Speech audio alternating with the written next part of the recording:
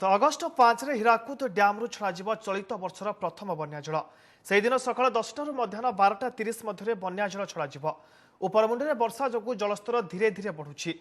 दिन 10टा सुधा जलभंडार जलस्तर 611.47 मीटर रही। हीराकुद मुख्य जंत्री हरमोहन प्रधान ए संपर्क में सूचना देते सेपटे जल निष्कासन 12टी जिला प्रशासन को सतर्क रहा कहुଯାଇଛି।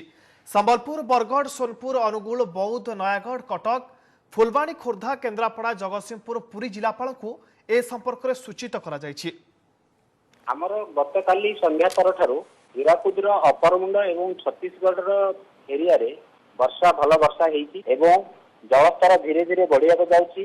दिन 10टा सुधा जलभंडार जलस्तर 611.47 मीटर अच्छी। बन्या जल को निष्कासन करने आम स्टैंडर्ड ऑपरेटिंग प्रोसीड्योर फॉलो करूँ एवं 5 तारीख दिन 10टा रु 12:30 मध्य आम प्रथम बन्या जल निष्कासन करूँ। एथपाई तल अंचल को एवं डिस्ट्रिक्ट एडमिनिस्ट्रेशन को रिक्वेस्ट करूँ लोक मान सतर्क कराया।